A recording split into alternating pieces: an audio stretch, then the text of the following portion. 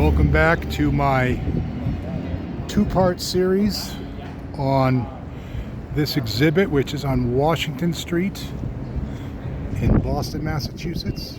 It's January 22nd, 2026. This is a temporary exhibit. These figures that you see in this video won't be here for very long. It's part of a citywide art exhibit. This is one of the art stations. Anyway, so here we are. It's called Artificial Humans. You can see that, I mean, that's kind of an oxymoron, or it is an oxymoron when you think about it. You're either artificial or you're a human. But these are humanoid shapes purporting to be human beings. You can see that they are all, if they are not actually identical, they are so close to being identical as to give that effect. And in part two of this two-part series, this is part three, by the way, of my two-part series, because I'm trying to be an artificial human. So I'm doing the impossible. I'm now providing part three in a two-part series. It's like trying to be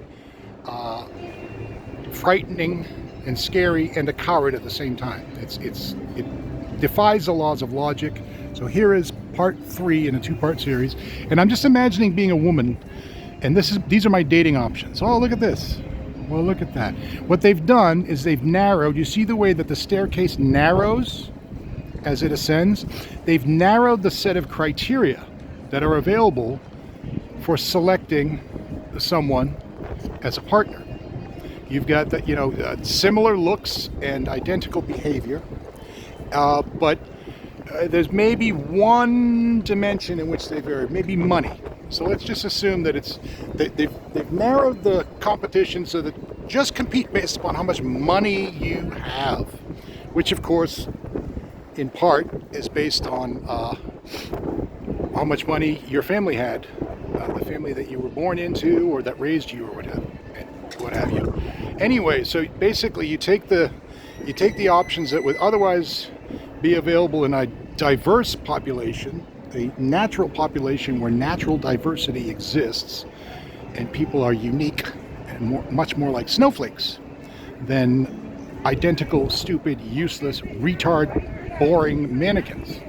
But you narrow it down so that maybe money is the set of criteria that a potential mate of any one of these useless, less useless than dildo figures that I'm looking at provide. So basically, a person who is seeking a partner or a mate only has that one dimension to choose from. It's a vast oversimplification. If you can imagine a rifle scope and the way it narrows your vision if you stick your eye into it, you only see just what you look at, what you peer at through that rifle scope, or a microscope would be another one.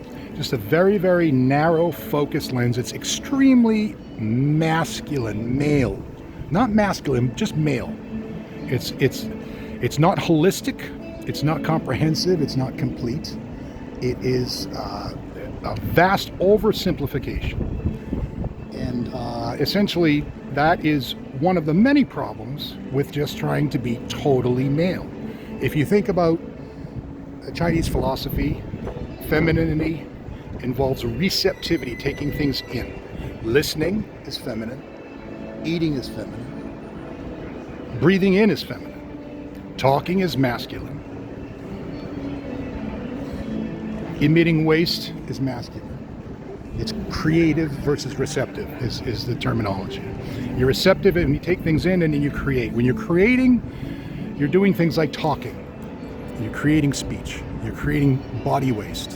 When you're breathing out, your body has taken in air, it's processed it, and you're breathing out the results of your body's processing. It's a creative act.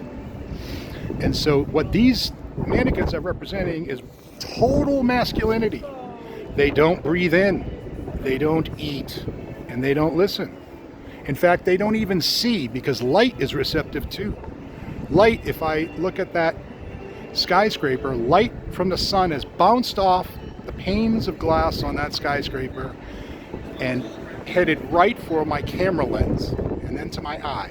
And so what I see involves light entering my body. It literally enters my skull. An image gets projected on the back of my retina. That is feminine, that is female. So they can't see, they can't hear, they can't eat, and they can't breathe in.